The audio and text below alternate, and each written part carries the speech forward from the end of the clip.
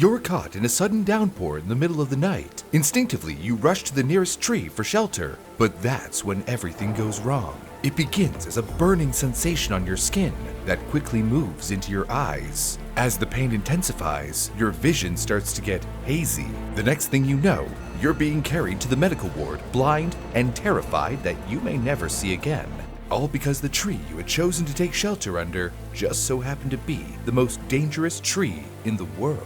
The manchineel tree, or Hippomea manchinella, grows in the various regions between southern North America and northern South America, but is most concentrated in the Florida Everglades. Reaching as tall as 49 feet, it is found along coastal beaches and among the mangroves of brackish swamps, where fresh river water and salty seawater meet. The leaves of the manchineel tree are long, yellow-green, oval, glossy, and leathery with very finely serrated edges. Its branches often have similarly colored flowers, which bear sweet-smelling fruits that range in color from green to reddish gold. It's a beautiful tree, but in 2011, it was named the most dangerous tree in the world by Guinness World Records because every single part of it will put your life in danger if you let it. Take, for example, the fruit. One small bite and the innocent-looking, pleasant-tasting fruit will begin to tear at your insides.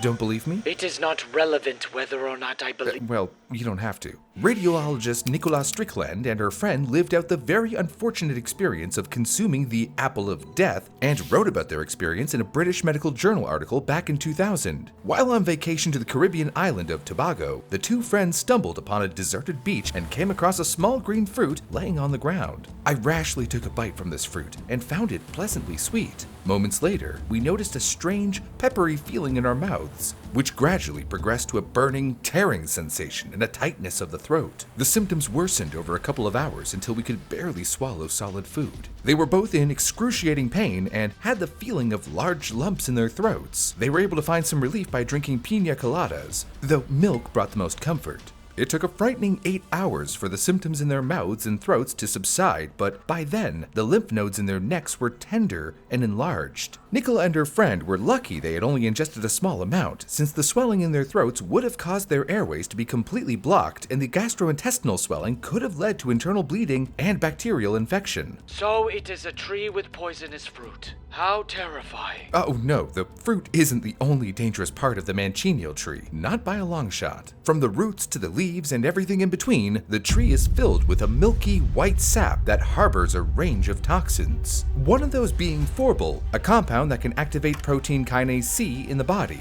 potentially leading to tumor growth or inflammation. Merely touching the tree's bark or inhaling near it can expose you to the toxic sap, potentially causing facial burning and lung damage. You can't even burn the tree without the risk of hurting yourself or others. Using the manchineel's wood for fire, releasing toxins from within the tree through smoke, creates a sort of mustard gas that poisons anyone within range of it. And it can get even worse. Redditor Local Case Study, who had to shelter under a manchineel tree in the rain, noted that had the experience taken place during the day, they surely would have identified the tree and avoided using it as shelter from the rain, staying far, far away. Unfortunately, due to the darkness of night, this was not the case. While under the tree, rainwater that had mixed with the sap coating the branches dripped into his eyes and, in no time, he couldn't see. Luckily, he didn't receive any severe burns from the experience, and after 2 days of treatment, he regained his eyesight. In many of these cases of exposure to the manchineel, the consequences could have been more severe, even fatal, if they had not sought medical help. But back in 1521, Spanish explorer and conquistador Juan Ponce de Leon wasn't as lucky.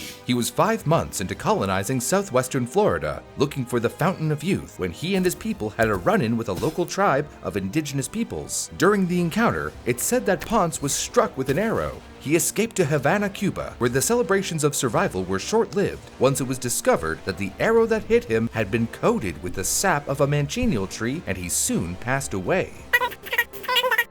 Ah, astute observation, my grade A tardigrade. It does at first seem odd that a tree would be able to propagate its seeds and reproduce effectively with fruit that no animal would want to eat. While it's true that the manchineel is poisonous to nearly every animal that crosses its path, except for the Galapagos giant tortoise and the black spiny-tailed iguana, it's the tree's proximity to water that has allowed it to continue to flourish. The currents of the oceans that the manchineels grow next to easily scatter the buoyant fruit as they fall into the water, allowing the seeds to be spread far and wide. Despite this ability to persevere, the manchineel is listed as an endangered species in Florida. Great question, Bean. Even though the tree is incredibly dangerous, efforts are being made to preserve the manchineel tree because of the important role it has in the ecosystems where it grows. It seems that the manchineel's roots are so robust and deep-seated that they become a significant natural defense against coastal erosion. Additionally, the trees serve as a sturdy, natural barrier against the wind, and humans, I guess. So, if you happen to stumble upon a manchineel tree, go ahead and give it a respectful nod, but be sure to give it a safe distance.